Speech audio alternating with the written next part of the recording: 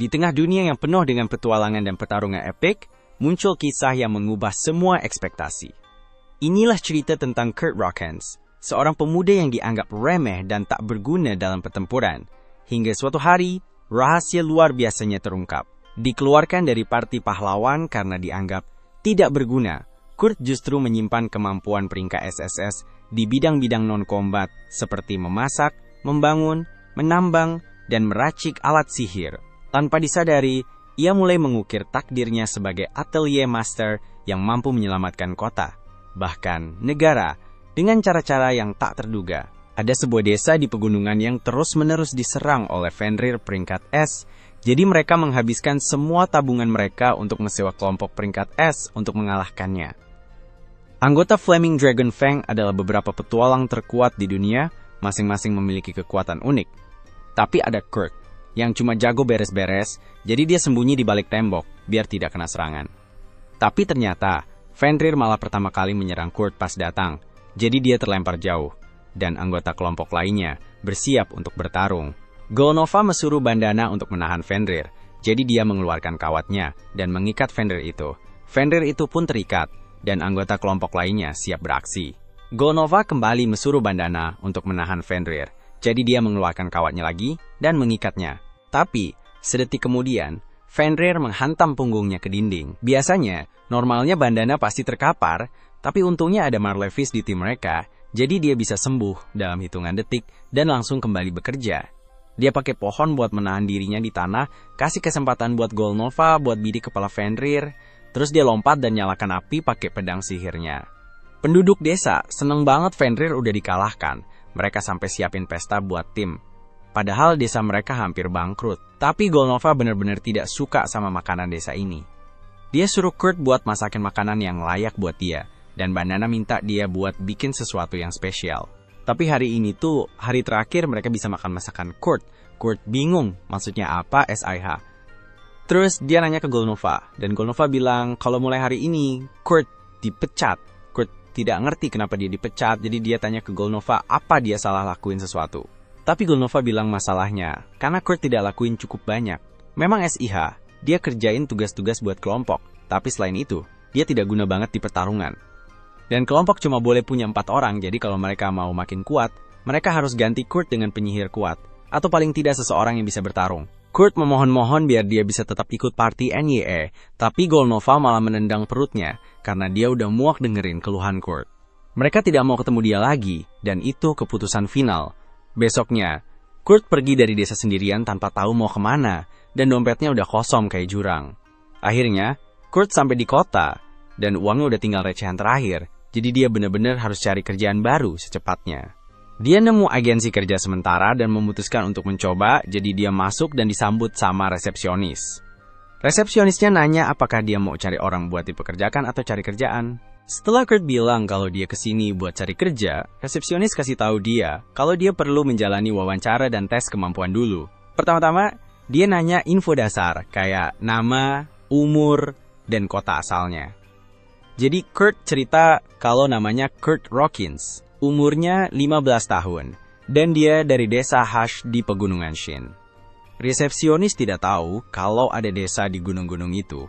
Tapi lanjut aja, dia nanya tentang pengalaman kerja Kurt. Kurt cerita kalau dia pernah gabung sama Flaming Dragon Fang, tapi yang dia lakuin cuma kerjaan-kerjaan dasar aja, dan baru-baru ini dia dipecat.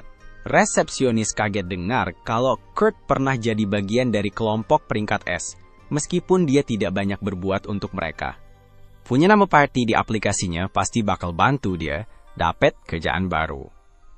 Kurt seneng banget denger itu, dan sekarang dia cuma perlu kerjain tes bakat biar resepsionis bisa tahu apa aja kekuatan dan kelemahannya. Di dunia ini, bakat tuh kayak hadiah dari Tuhan, dan kalau Kurt beruntung, dia mungkin bisa nemuin bakat tersembunyinya hari ini. Bakat-bakat ini dinilai dari rang D sampai rang SSS, dan bedanya beneran jauh banget. Misalnya, orang dengan kemampuan pedang rang D mungkin cuma bisa ayun-ayunin pedang doang, sementara yang rang A bisa dengan gampangnya belah batu jadi 2. Kurt tuh lagi semangat banget buat tahu apakah dia punya bakat, tapi sayangnya, semua kemampuan bertarung di lembar penilaiannya cuma dapat nilai D, jadi tidak ada harapan buat dia ambil peran bertarung.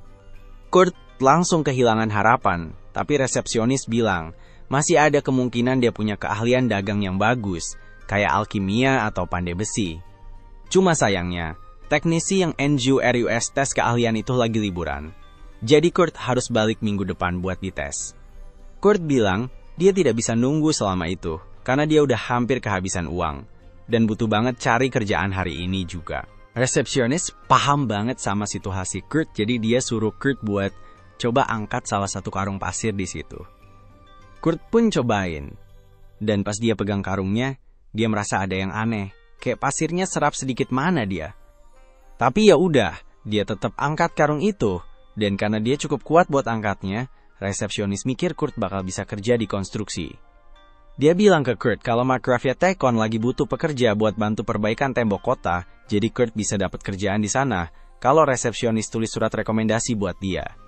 Kurt seneng banget dibantu, jadi dia langsung pergi buat ketemu Markgrafia. Jadi, si Markgrafia ini nemu surat yang bilang kalau Kurt pengen kerja di tempatnya. Tapi, jujur aja, dia tidak yakin Kurt bakal kuat NGURUSIN kerjaan bangunan. Tapi ya, dia lagi butuh banyak tenaga bantu, jadi dia mutusin buat kasih Kurt kesempatan.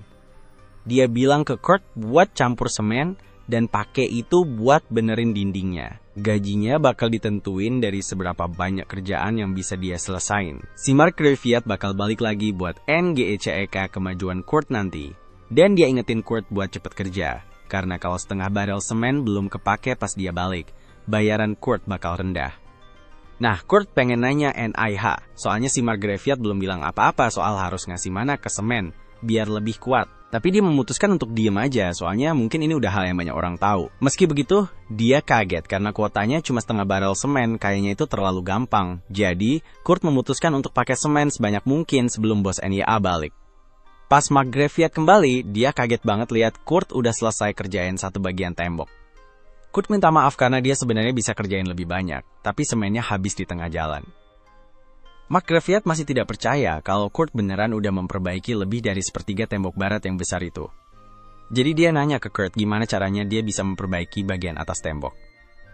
Jadi, Kurt cerita kalau dia cuma lemparin semen ke atas dan pakai tongkat buat meratakannya. Biasanya si Markgrafia bakal bilang Kurt bohong karena kedengarannya mustahil. Tapi nyatanya Kurt berhasil bikin itu jadi kenyataan, jadi pasti dia jujur. Terus, si Markgrafia nanya ke Kurt berapa lama dia rencana kerja di situ, dan Kurt bilang cuma perlu kerja seminggu aja. Si Markgrafia seneng dengarnya. Dia bilang ke Kurt kalau kerjaan hari ini udah cukup, jadi boleh pulang. Masalahnya, dia tidak bawa cukup uang buat bayar semua kerjaan Kurt hari ini, jadi dia kasih kantong kecil, berisi uang, dan janji bakal kirim sisanya lewat agen kerja. Kurt heran banget, karena kantong kecil itu isinya lebih banyak dari duit yang pernah dia dapat waktu kerja di party NIA. Beberapa hari berikutnya, Kurt terus rajin banget memperbaiki tembok, tapi tiba-tiba, Markgrafia bilang kalau Kurt dipecat. Kurt bingung dan nanya kenapa, terus Markgrafia jelasin, kalau perbaikan tembok itu sebenarnya buat ngasih kerjaan ke orang-orang yang lagi susah. Tapi, Kurt kerjanya terlalu cepat, jadi kalau dia terus kerja di situ, tidak bakal ada kerjaan buat orang lain. Markgrafia tidak marah sama Kurt, malah dia bilang dari yang dilihatnya, kemampuan Kurt itu minimal rang SS, bahkan bisa juga rang SSS. Jadi, lebih baik kalau dia kerja di IBU kota kerajaan atau tempat lain yang lebih oke. Si Markgrafia kasih Kurt uang pesangon karena dipecat tiba-tiba, terus pergi gitu aja. Tapi Kurt salah paham. Dia pikir si Markgrafia cuma pengen nendang dia keluar karena dia kerjaannya jelek banget. Nah, dia balik ke agensi tenaga kerja dan ketemu resepsionis buat ngasih tahu kalau dia dipecat. Tapi, masih butuh beberapa hari lagi sampai atribut dagangnya Kurt bisa dinilai. Pas lagi ngobrol gitu, tiba-tiba ada keributan di meja depan. Ternyata ada cewek yang lagi coba pasang iklan lowongan kerja. Tapi si resepsionis bilang kalau tidak bakal ada yang mau kerja di bawah kondisi seburuk yang dia tawarkan. Tetap saja, cewek ini terus maksa kalau resepsionisnya harus coba cari seseorang, dan dia mulai bikin ribut, jadi resepsionis pun datang buat lihat ada masalah apa. Rekan kerjanya resepsionis bilang kalau cewek ini mau rekrut penambang buat gali gunung yang belum pernah dieksplorasi, tapi dia tidak mau bayar di muka, dan cuma mau bayar kalau penggaliannya sukses. Resepsionis setuju kalau tidak ada orang waras yang bakal setuju sama syarat itu, jadi dia coba bujuk cewek itu buat cari investor biar tambangnya bisa dikembangkan. Tapi cewek itu bilang dia tidak bisa lakuin itu karena kalau dia tidak bayar pajak sebelum akhir minggu ini, mereka akan menyita tambangnya. Pas banget, Kurt muncul dan bilang kalau dia cukup gila buat ambil pekerjaan seperti itu. Lagian, di desanya dulu, dia biasa bantu-bantu penggalian tambang, jadi dia punya pengalaman yang lumayan. Kershaw nanya ke Kurt apakah dia yakin mau terima, karena dengan kontrak yang ditawarkan cewek itu, ada kemungkinan besar dia tidak bakal dibayar sama sekali. Sebelum Kurt sempat jawab, cewek itu motong dan bilang kalau sebenarnya dia berharap bisa sewa dwarf kekar, bukan cowok yang kelihatan tidak berdaya. Jadi dia merasa tidak enak kalau harus suruh Kurt. Tapi NEH, kalau dwarf, mereka butuh pembayaran awal minimal 10 keping perak. Jadi cewek ini tidak punya banyak uang, makanya dia memutuskan untuk tetap bawa Kurt. Pas mereka pergi, Kershaw jadi merasa tidak enak udah kasih Kurt pekerjaan itu karena kayaknya tidak sebanding sama waktunya.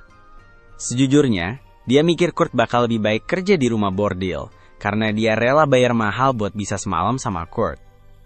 Pas lagi melamun tentang Kurt, teman kerjanya colek dia, dan bilang ada transfer bank masuk. Ternyata itu uang sisa yang dijanjikan Mark Greyfield buat bayar semua kerjaan yang mereka lakukan di tembok, dan Kershaw kira jumlahnya sekitar 50 perak. Tapi ternyata itu CEK senilai 200 emas, dan itu banyak banget duitnya. Dia kaget banget karena Kurt beneran bisa dapetin duit sebanyak itu, sampai-sampai dia tidak sengaja kesandung karung pasir yang ada di lantai. Teman kerjanya datang dan bilang supaya hati-hati sama itu, karena karung pasir itu bukan karung pasir biasa. Mereka dipakai buat ukur seberapa banyak mana yang dimiliki seseorang, dan karung itu seharusnya jadi lebih berat kalau disentuh sama orang yang punya cadangan mana besar. Biasanya, SIH tidak bereaksi sama orang biasa, jadi resepsionis bisa angkatnya dengan mudah. Tapi, dia ingat pernah lihat Kurt kesulitan banget waktu angkatnya beberapa hari yang lalu. Jadi, dia mulai bertanya-tanya, apakah dia benar-benar cuma anak biasa? Sementara itu, Kurt dan Yulicia jalan masuk ke hutan buat sampai ke tempat campingnya. Tapi pas udah nyampe, Kurt rada khawatir karena cuma ada satu tenda. Yulicia bilang tendanya cukup besar buat mereka berdua tidur bareng. Tapi Kurt bilang dia tidak bakalan bisa tidur kalau bareng cewek. IMUT, kayak Yulicia. Setelah dengar Kurt bilang dia IMUT, Yulicia jadi kesal karena dia pikir Kurt cuma mau gombalin dia. Tapi Kurt bilang dia beneran mikir Yulicia itu IMUT. Akhirnya Yulicia sadar kalau Kurt serius, jadi dia santai aja dan kasih Kurt kentang buat makan malam. Ini cuma kentang rebus biasa, tapi karena udah lama banget tidak ada yang masakin buat Kurt, dia bener-bener menghargainya. Dia juga seneng banget karena Yulicia duduk makan bareng dia, soalnya Golnova, dan teman-teman dari Hero Party selalu tidak ngasih Kurt makan di ruangan yang sama dengan mereka. Malam itu, Kurt dan Yulicia pergi tidur, tapi Kurt susah banget tidur karena Yulicia tidur cuma pakai pakaian dalam. Dia tidak bisa tidur kalau kayak gitu, jadi dia memutuskan buat keluar tenda dan tidur di luar. Begitu Kurt keluar tenda, Yulicia buka matanya karena sebenarnya dia cuma pura-pura tidur. Dia sengaja tidur hanya dengan pakaian dalam untuk melihat apakah Kurt tipe orang yang akan berbuat jahat saat dia tidur, tapi sekarang dia tahu kalau Kurt orang baik. Keesokan paginya, Yulicia bangun dan keluar dari tenda. Dia melihat Kurt tidur di dekat pohon, dan dia merasa sedikit bersalah karena membuat Kurt tidur di luar. Tapi lalu dia menyadari kalau jaketnya sudah diperbaiki. Kurt segera bangun, jadi dia bertanya apakah Kurt yang memperbaiki jaketnya, dan Kurt mengiyakan. Yulicia kagum sama kemampuan menjahit Kurt, dan dia mulai bertanya-tanya apakah Kurt bakal jago menambang. Tapi sudah telat buat cari orang lain, jadi lebih baik mereka mulai bekerja. Kurt nanya ke Yulicia apakah dia udah nemu lokasi buat mulai nambang, tapi Yulicia cuma mau coba di tempat random dan berharap bisa nemu biji yang berharga. Kurt bilang kalau cara kayak gitu tidak bakal dapat apa-apa, dan kebetulan dia tahu cara yang lebih efektif. Dia ajak Yulicia ke suatu bagian gunung, dan setelah ngeliat-liat sebentar, dia nemu batu penuh dengan batu permata. Yulicia kaget banget dia bisa nemu secepat itu, tapi dalam hitungan menit, Kurt udah nemuin semua batu permata di bagian gunung itu. Yulicia hampir tidak percaya, karena kalau dia jual semua permata ini, dia bisa bayar utangnya. Tetapi Kurt bilang ke dia kalau dia tidak bisa jual batu-batu itu. Yulicia sadar kalau dia benar karena Kurt yang nemuin semuanya, jadi dia yang berhak dapat uangnya. Tapi sebenarnya bukan itu maksud Kurt. Dia cuma mau bilang kalau batu-batu itu bakal lebih berharga kalau dia ubah jadi kristal sihir dulu. Kurt benar soal itu, Tapi Yulisha bilang cuma ada 10 penyihir di seluruh kerajaan yang cukup jago buat ubah batu jadi kristal sihir. Tapi pas dia lagi ngomong gitu, Kurt malah udah selesai ubah satu batu jadi kristal sihir. Yulisha sampai bengong tidak bisa ngomong apa-apa karena bukan cuma Kurt bisa bikin kristal sihir, dia juga melakukannya langsung, padahal penyihir paling jago aja butuh waktu minimal 1 jam buat bikin satu kristal sihir. Setelah Kurt selesai merubah semua permata jadi kristal, dia setuju buat biarin Yulisha jual itu semua, jadi Yulisha berangkat sementara Kurt tetap di gunung karena dia masih ada beberapa hal yang pengen diselesaikan dulu. Yulisha menuju ke kantor bea cukai kota dan bilang kalau dia mau jual beberapa kristal sihir di IBU kota kerajaan. Tapi, kristal sihir itu super berharga, jadi petugasnya nanya dari mana dia dapat kristal itu.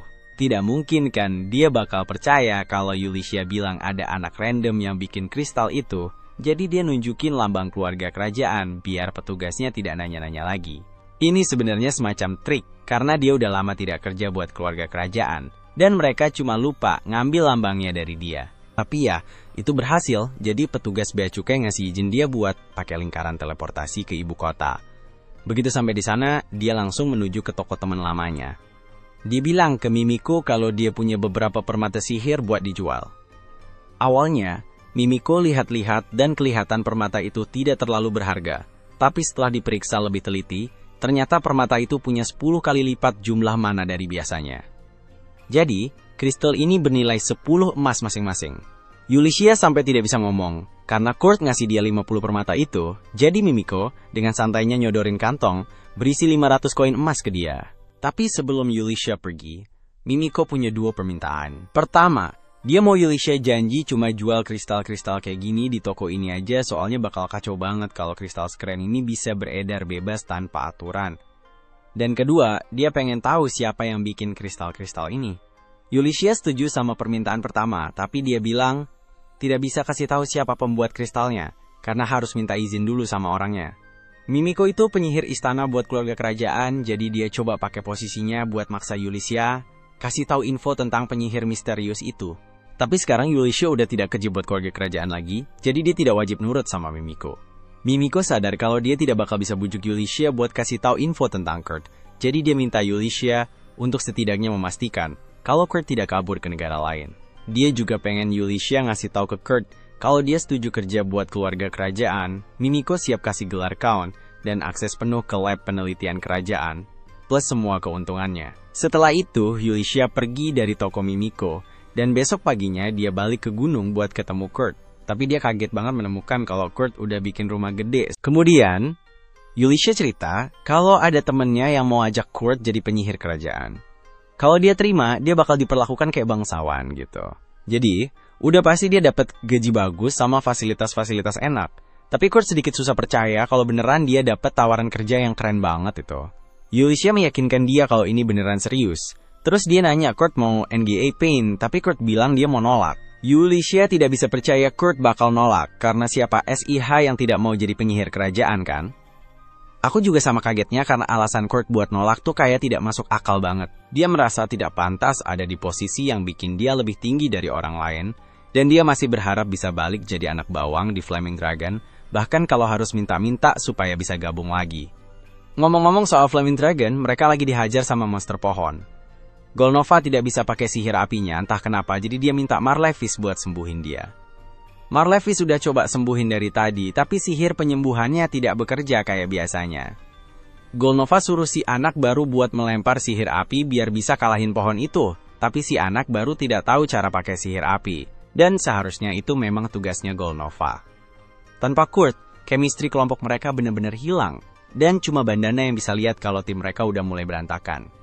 Ngomong-ngomong soal Kurt, tugas dia sekarang masih bantuin Yulisha menambang permata. Dan dia bilang kalau kemarin dia nemuin lokasi permata yang bagus, jadi dia bisa dapetin lebih banyak buat Yulisha. Yulisha seneng banget sama semangatnya Kurt, tapi dia khawatir Kurt bisa kecapekan gara-gara kerja keras kemarin. Tapi Kurt bilang supaya Yulisha tidak khawatir, soalnya dia tidur 6 jam tadi malam. Yulisha kaget dengernya, dan mulai hitung-hitungan di kepalanya, mikir gimana caranya Kurt bisa bangun rumah utuh. Tapi tetap bisa tidur 6 jam. Tapi Kurt salah paham dan mikir kalau Yulisha marah karena dia tidur kelamaan, jadi dia minta maaf dan bilang bakal menebus kemalasannya itu. Yulicia sebenarnya harus menjelaskan soal kekuatan Kurt suatu saat nanti. Tapi dia tidak tahu gimana cara ngomongnya, jadi mereka berdua langsung aja pergi buat nambang lagi. Kurt ajak Yulicia ke tempat yang dia temuin, dan meskipun kelihatannya kayak bagian hutan biasa, Kurt bilang harusnya di sini bisa nemuin batu permata yang bagus.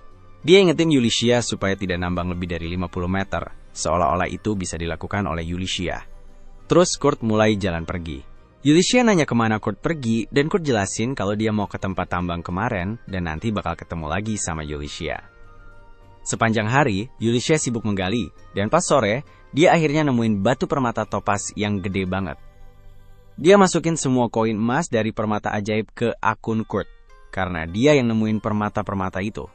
Tapi, karena yang ini Yulicia nemuin sendiri, dia bisa pakai untungnya buat bayar pajak. Sebenarnya, dia bisa aja minta Kurt buat ubah permata ini jadi permata ajaib, biar dapat lebih banyak uang. Tapi, dia milih buat tidak lakuin itu karena dia tidak mau manfaatin kebaikan Kurt. Ngomong-ngomong soal Kurt, Yulicia memutuskan buat memeriksa gimana kabarnya. Dan dari yang dia lihat selama ini, dia udah tahu kalau Kurt bakal kelewatan. Tapi dia tidak nyangka kalau Kurt udah bikin sistem terowongan dalam waktu 8 jam aja. Akhirnya Kurt keluar dan bilang ke Yulicia kalau sayangnya dia cuma bisa nemuin sedikit permata yang dia cari. Semua barang lain yang dia temuin cuma tumpukan batu tidak berguna, jadi dia rencana buat buang aja nanti setelah selesai. Yulicia intip ke keranjang batu itu, dan batunya kelihatan cantik banget buat dibilang tidak berharga. Jadi dia nanya ke Kurt itu batu apa. Kurt jelasin kalau itu biji mithril, tapi di desanya Kurt, di tambang itu mithril tuh saking banyaknya sampai-sampai mereka biasanya buang aja kalau nemu. Yulicia sampai tidak bisa ngomong apa-apa dengar itu. Dan selain penasaran dari desa mana SIH Kurt berasal, dia nanya Kurt lagi cari batu permata apa kalau mithril aja dianggap sampah. Nah, Kurt keluarin batu kecil dan bilang kalau dia lagi cari orichalcum, tapi dia cuma berhasil nemuin cukup buat isi kotak kecil. Orichalcum itu dikenal sebagai logam para dewa, jadi bahkan 1 gramnya aja harganya jutaan, dan Kurt dengan santainya nemu sekotak. Yulicia benar-benar tidak nyangka orichalcum tuh bisa ditemuin di tempat kayak gini. Tapi Kurt bilang ke dia, kalau kamu bisa menambangnya di mana saja, kamu cuma perlu menggali 8 km ke dalam tanah untuk mendapatkannya. Yulicia merasa itu sudah cukup untuk hari ini, dan karena topas yang dia temukan bisa menutupi pajaknya, kontraknya dengan Kurt selesai. Jadi Kurt harus mulai cari kerja lagi, karena belum ada yang kasih tahu dia tentang gunung emas di rekening banknya. Pas lagi jalan ke agensi, Kurt ketemu Bandana dan dia senang banget melihatnya, tapi dia tanya NJ apain Bandana di sini. Bandana cerita kalau dia udah tidak bareng Flaming Dragon lagi, tapi ada cerita lebih panjang di balik itu. Setelah misi mereka yang berantakan, Golnova pergi ke restoran bintang 5 buat makan enak. Dibandingkan masakannya Kurt, semua makanan di sini rasanya kayak sampah. Golnova jadi marah banget, dia ngamuk dan hancurin tempat itu terus pergi tanpa bayar. Pas dia masuk ke geng, dia ketemu Bandana yang bilang kalau dia udah kelewatan karena hancurin restoran itu. Tapi, Golnova cuma peduli sama makanan enak, jadi dia suruh Bandana buat cari Kurt dan maksa dia balik bahkan kalau harus sampai bikin Kurt patah tulang.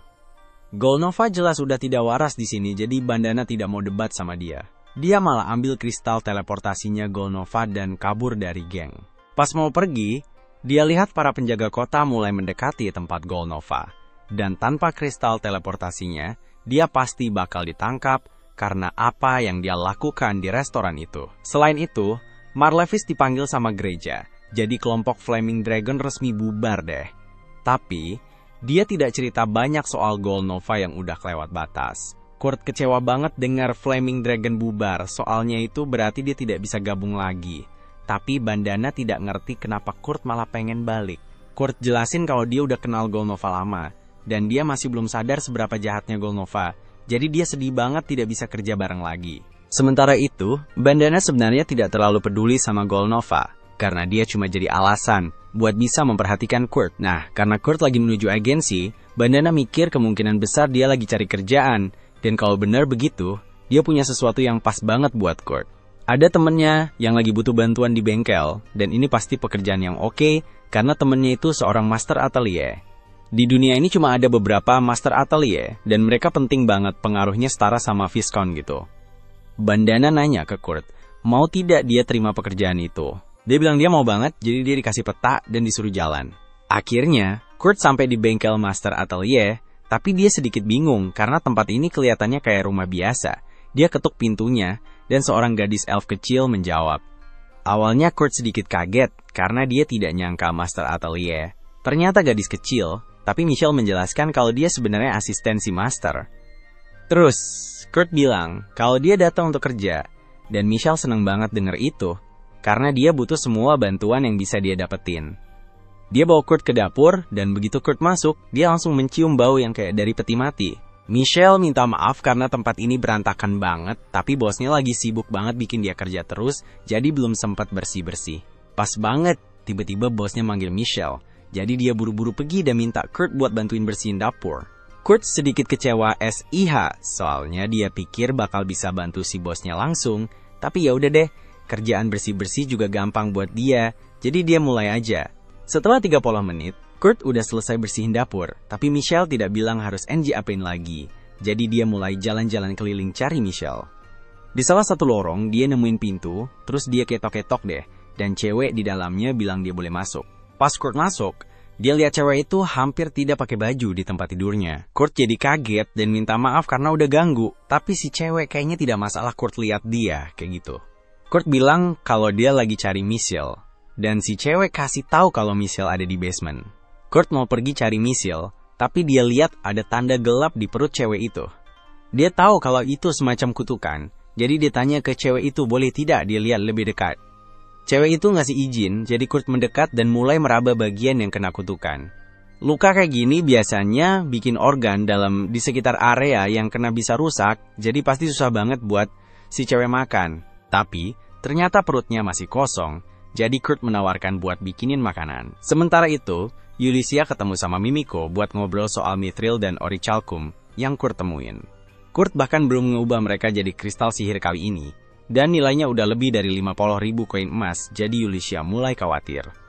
Dia nanya ke Mimiko apa yang bakal terjadi kalau orang-orang tahu soal kemampuan Kurt, dan skenario terbaik, Kurt bakal diculik dan dijadiin budak. Paling buruk, dia bakal dibunuh karena dianggap terlalu berbahaya.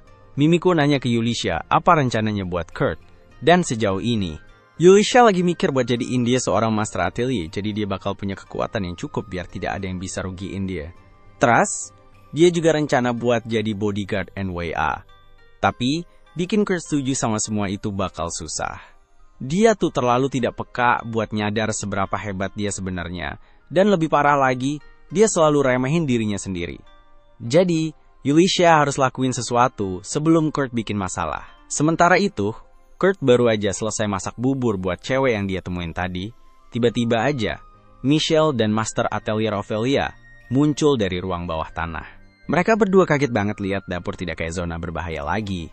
Dan lebih kaget lagi karena Kurt bisa bersihin semuanya dalam waktu secepat itu.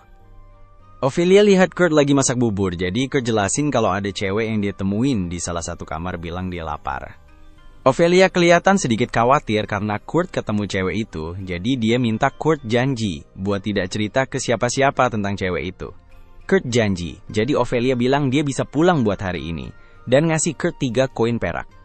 Kurt kaget karena dia dibayar banyak banget cuma buat bersihin dapur, tapi Ophelia bilang dia pantas dapat itu karena kerjanya keras dan minta dia balik lagi besok. Setelah beberapa saat, Ophelia menuju ke kamar si cewek dengan bubur yang Kurt buat untuknya.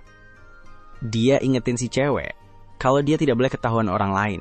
Tapi, ngomong-ngomong, Kurt kayaknya tidak bahaya, jadi Ophelia tidak terlalu khawatir, dia bakal bocorin rahasianya. Lise masih belum makan, jadi Ophelia minta dia tunggu sebentar, biar dia bisa tes buburnya terdapat racun atau tidak. Tapi, Lise bilang, tidak perlu repot-repot. Dia cuma ngobrol sebentar sama Kurt, tapi kata hatinya bilang kalau dia orang baik. Lagian, tidak ada gunanya juga racunin dia kalau kutukannya udah separah ini. Selama ini, dia harus bertahan dengan curiga pada semua orang di sekitarnya, jadi kali ini, dia pengen banget percaya sepenuhnya sama seseorang. Ophelia ngerti banget jadi dia biarin aja Lise makan buburnya. Tapi, setelah Lise ambil suapan pertama, dia langsung keringetan parah dan jatuh pingsan di lantai. Ophelia mikir kalau si Kurt beneran meracuni makanannya. Dia udah siap-siap buat ngejar Kurt dan balas dendam. Tapi tiba-tiba, Lise bangun lagi dan bilang kalau dia baik-baik aja. Malah, dia merasa jauh lebih baik karena kutukannya udah hilang.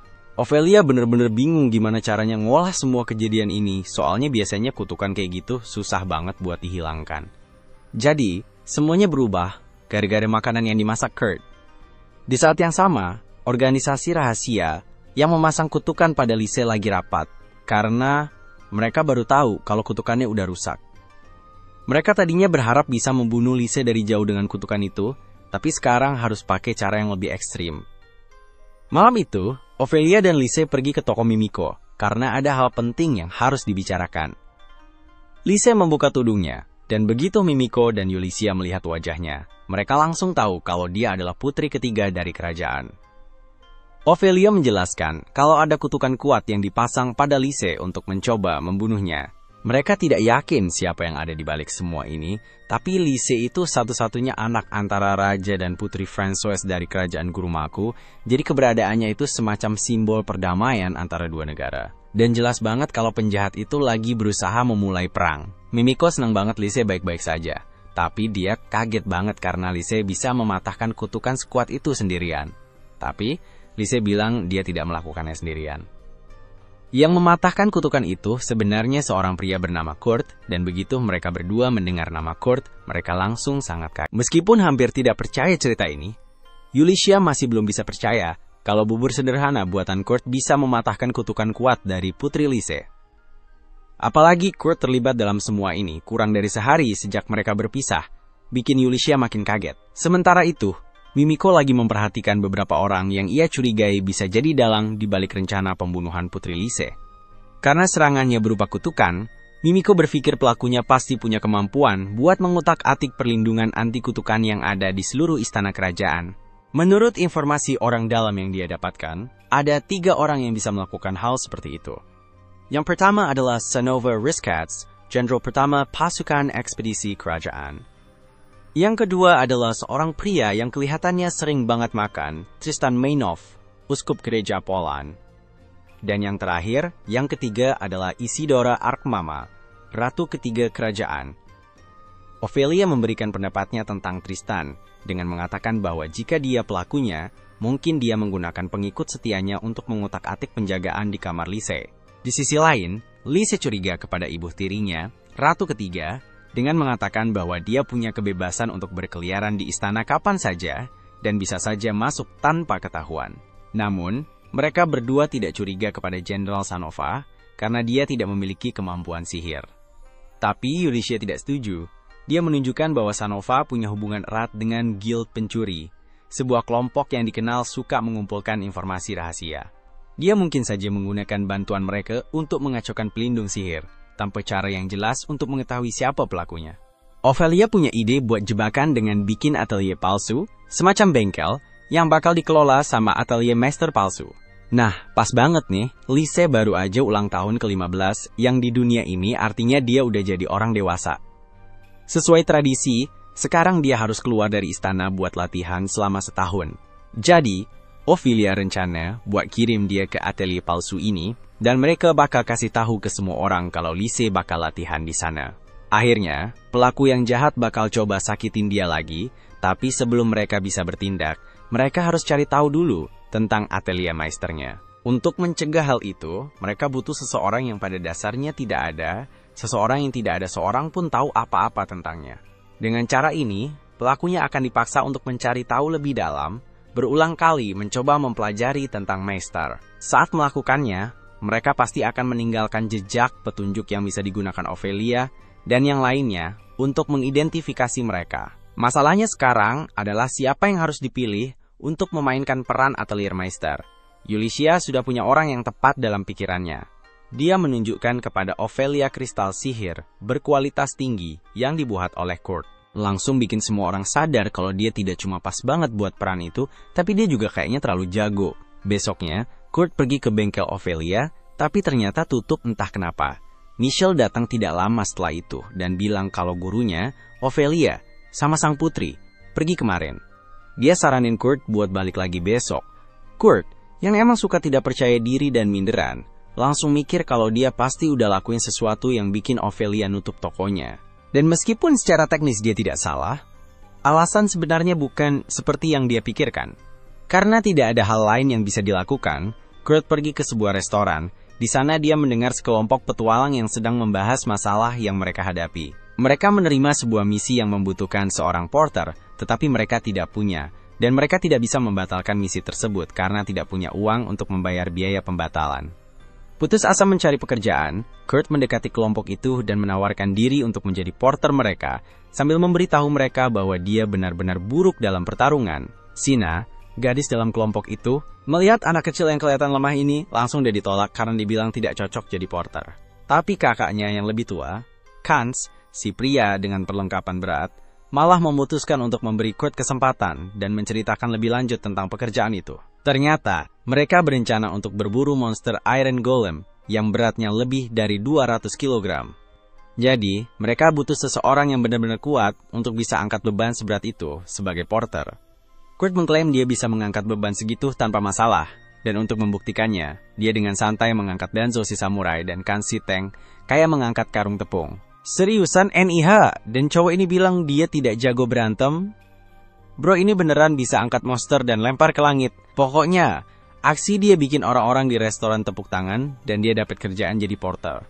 Tidak lama kemudian, mereka berangkat. Dan di perjalanan, Kurt resmi dikenalin ke semua orang. Interaksi mereka yang baik dan ramah bikin dia kaget tapi senang. Dia belum pernah diperlakukan sehangat ini sebelumnya. Dan itu bikin dia semangat buat kasih yang terbaik. Akhirnya, mereka sampai di daerah tempat Iron Golem tinggal. Tapi sebelum terjadi hal yang serius, Kurt malah injek slime. Dan reaksinya, teriak-teriak kayak anak kecil nonton film horor pertama kali. Sina suruh dia buat tidak lebay dan langsung tusuk inti slime NYE.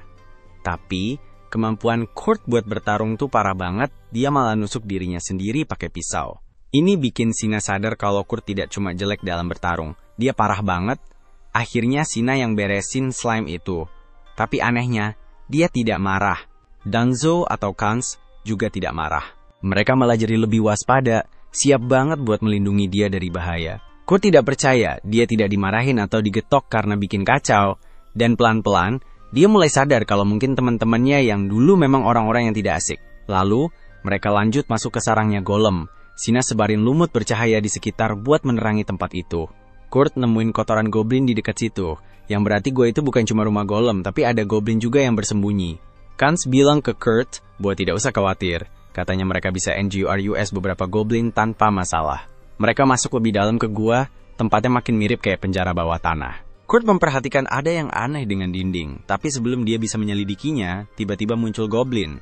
Danzo langsung menebasnya dengan keahlian samurai, tapi suara itu menarik banyak goblin lain ke arah mereka. Sina sadar mereka tidak punya kesempatan menang kalau melawan langsung. Pilihan terbaik mereka adalah kabur. Tapi saat mereka panik, Kurt yang sedang memeriksa dinding menemukan sebuah lorong rahasia. Dia cepat-cepat memberitahu kelompoknya, dan dia serta Sina berlari masuk. Tepat setelah mereka masuk, Sina menutup pintunya, meninggalkan Kans dan Danzo di sisi lain.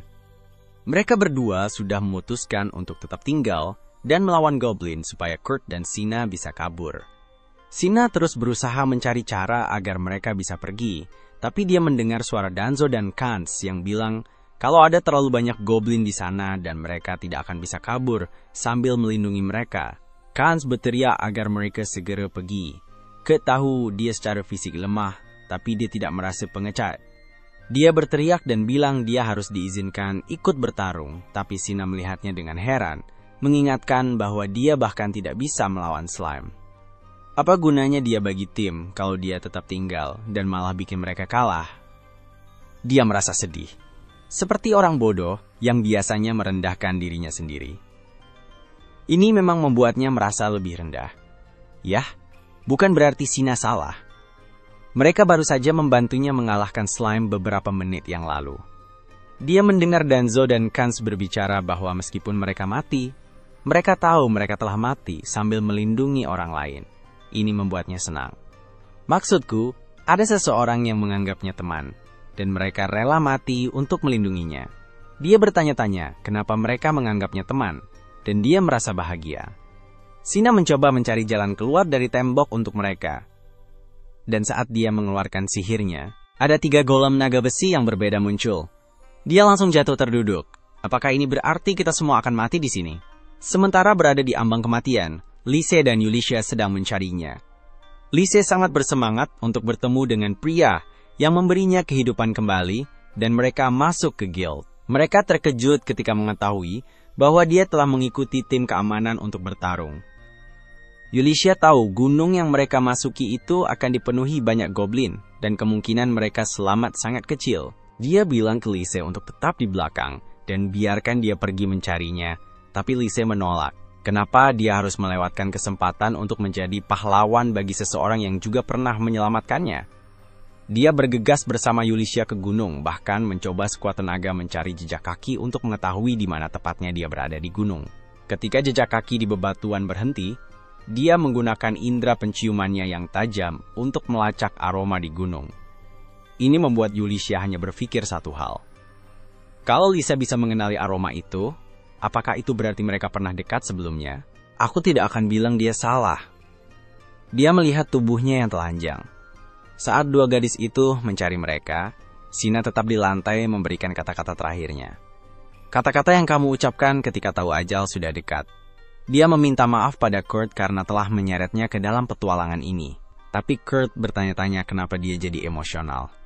Dia bilang tidak ada hal besar di sini dan mereka bisa saja mencari jalan keluar dan pergi. Jalan mana yang harus dibersihkan? Dengan golem-golem di sekitar, tanpa menjawabnya, dia langsung bertindak. Menggunakan keahliannya, dia memukul ekor golem pertama. Kemudian itu kembali dan wow, golemnya jatuh. Aku bisa membayangkan apa yang ada di pikiran Sina sekarang. Bukankah ini anak yang sama yang kubunuh slime untuknya? Dengan satu belati, dia menyelesaikan semuanya. Ketika Sina menunjukkan rasa terkejutnya sambil duduk di lantai, dia menganggap itu bukan prestasi besar. Dia hanya terbiasa membunuh mereka karena sering berurusan dengan mereka. Anak ini bukan hanya bodoh, tapi sepertinya dia juga kurang percaya diri. Meskipun dia tidak menyadari dirinya sendiri, dia sangat peka terhadap orang lain. Di tengah keterkejutan Sina, Yulisha menendang dinding dan masuk. Aku yakin dia berharap bisa jadi penyelamat mereka, tapi gimana caranya menyelamatkan seseorang yang udah selamatkan dirinya sendiri? Dia terpesona saat Sina menceritakan semua yang terjadi. Kurt keluar dari kumpulan golem yang sudah mati, memeluk Yulisha erat-erat dan memohon padanya untuk menyelamatkan Danzo dan Kans. Dia mengklaim satu-satunya alasan mereka dalam masalah itu adalah karena dia tidak berguna. Kalau dia adalah definisi tidak berguna, mungkin aku juga mau jadi tidak berguna. Melihat semua yang telah dia lakukan, Yulisha teringat pada legenda yang pernah dia dengar tentang seorang petualang S-rank tertentu. Dia bertanya-tanya, apakah ini petualang yang mereka semua tunggu-tunggu? Lise juga datang ke sana, dan wajahnya langsung berseri-seri begitu melihatnya. Mereka meyakinkan dia bahwa Danzo dan Kans baik-baik saja, dan dia tidak perlu khawatir. Seluruh tim berkumpul, dan Danzo serta Kans berterima kasih pada Yulisha karena datang untuk menyelamatkan mereka. Yulisha mengungkapkan niat sebenarnya. Dia berencana membuka atelier baru, dan dia ingin Kurt bekerja bersamanya. Dia tahu Kurt mungkin merasa dirinya belum cukup baik, dan mungkin ingin menolak tawarannya, jadi dia cepat-cepat menambahkan bahwa Kurt direkomendasikan oleh Ophelia. Dia merasa senang menerima tawaran itu, tapi dia juga tidak mau ninggalin tim baru yang baru aja dia masukin. Teriakan Kans membawanya kembali ke kenyataan. Kans tanya kenapa dia mau ninggalin kesempatan keren itu cuma buat tetap bareng mereka. Melihat dia udah akrab dengan timnya, Yulisha nawarin kesempatan buat yang lain juga gabung ke atelier. Sebelum pergi, Yulisha bilang ke Kurt kalau dia belum mengukur kemampuannya, dan karena dia mau gabung ke atelier, mereka harus ukur kemampuannya dulu. Sementara tim Sakura pergi merayakan keberhasilan mereka, Kurt bertemu Mimiko untuk diuji. Mimiko sangat senang bisa jadi orang yang mengujinya, dan dia bilang begitu. Setelah tes selesai, Yulisha datang untuk menanyakan hasilnya. Jujur aja, aku juga penasaran banget dengan hasilnya. Dan, ya, ternyata sesuai dengan perkiraan semua orang. Hasil normal menunjukkan dia peringkat B dalam memasak, bersih-bersih, dan menambang, serta peringkat C dalam keterampilan lainnya. Tapi, peringkat Hello World yang menunjukkan petualang S-Rank mengungkapkan peringkat sebenarnya. Dia SSS Rank dalam semua keterampilan dan kekuatan, bahkan dalam sihirnya. Dia punya peringkat lebih tinggi dari Mimiko. Mimiko mengakui kalau ada orang lain yang tahu tentang keahliannya, dia bisa dalam bahaya. bahkan bisa dibunuh. Jadi lebih baik mereka simpan itu dari semua orang. Aku rasa mereka tidak perlu khawatir soal itu, karena bahkan si anak bodoh itu pun tidak tahu seberapa kuat dia sebenarnya. Tapi, Kirschel mendengar hasil hebat ini dan langsung menutup telinganya rapat-rapat. Jangan sampai orang tahu kalau dia tahu informasi yang berbahaya ini. Aku penasaran banget sama masa depan Kurt. Semoga suatu hari dia sadar akan kemampuan.